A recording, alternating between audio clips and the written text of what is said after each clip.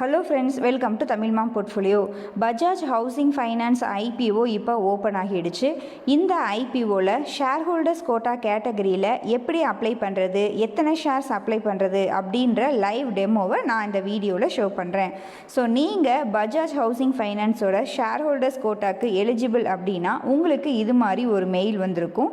So நான் பஜாஜ் ஃபின்சர்வோட shares வச்சுருந்தேன். ஸோ அதனால் அந்த பஜாஜ் ஃபின்சர்வ்லேருந்து ஒரு மெயில் வந்திருக்கு. 6 செப்டம்பர் அன்னைக்கு அந்த மெயில் வந்திருக்கு. நான் இந்த ஷேர்ஸ் வச்சுருக்கேன் அப்படின்றனால you are entitled to participate in the share holder reservation person அப்படின்ற மாதிரி ஒரு மெயில் வந்திருக்கு. ஸோ இந்த மெயில் வந்துருந்துச்சு அப்படின்னா நம்ம கன்ஃபார்மாக ஷேர் ஹோல்டர்ஸ் கேட்டகரியில் அப்ளை பண்ணிக்கலாம் அப்படின்ற மாதிரி நம்ம எடுத்துக்கலாம். ஸோ இப்போ எப்படி அப்ளை பண்ணுறது அப்படின்றத பார்க்கலாம். நான் எஸ்பிஐ நெட் பேங்கிங்கில் அப்ளை பண்ணுவேன். ஸோ அதனால் சர்வீசஸில் டிமேட் அண்டு ஏஎஸ்பிஏ சர்வீசஸ் கிளிக் பண்ணினோம் அப்படின்னா ஏஎஸ்பிஏ சர்வீசஸில் ஐபிஓ ஈக்விட்டி அண்ட் ரைட்ஸ்னு இருக்கும். ஸோ அதில் அப்ளை ஐபிஓ கிளிக் பண்ணிக்கிறோம், அக்செப்ட் அப்படின்ற மாதிரி கொடுத்துக்கிறோம். ஸோ இதில் பார்த்திங்கன்னா இப்போ கரண்ட்டாக ஓப்பன் ஆகியிருக்கிற எல்லா ஐபிஓஸும் ஷோ ஆகும். அதில் நம்ம பஜாஜ் ஹவுசிங் ஃபைனான்ஸ் லிமிடெட் ஐபிஓவை செலக்ட் பண்ணிக்கிறோம். செலக்ட் பண்ணி கோ அப்படின்னு கொடுத்தோன்னா அதுக்கப்புறம் நம்ம அக்செப்ட் அப்படின்ற மாதிரி கொடுத்துக்கிறோம்.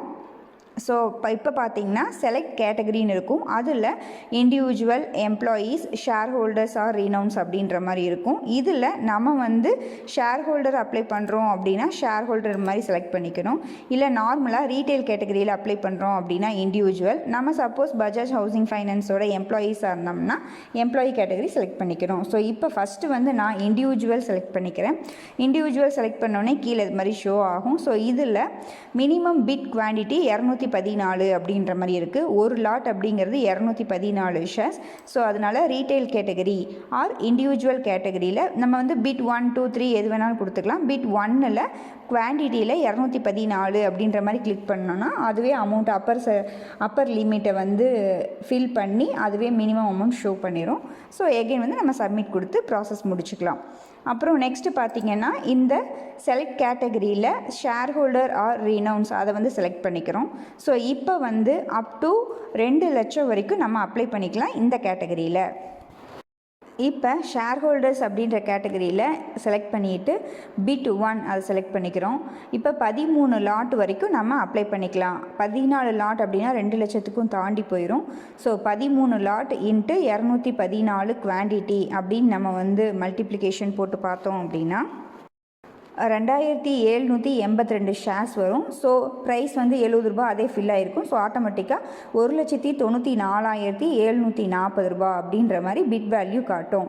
ஸோ இப்படி நம்ம அப்ளை பண்ணணும் அப்படின்னா நமக்கு அலாட்மெண்ட் சான்சஸ் ஹையாக இருக்கும். சப்போஸ் நமக்கு அமௌண்ட் கம்மியாக இருந்துச்சு அப்படின்னா நம்ம 1 லாட் 2 லாட் இது மாதிரி கூட நம்ம ஷேர் ஹோல்டர்ஸ் கேட்டகரியில் அப்ளை பண்ணிக்கலாம்.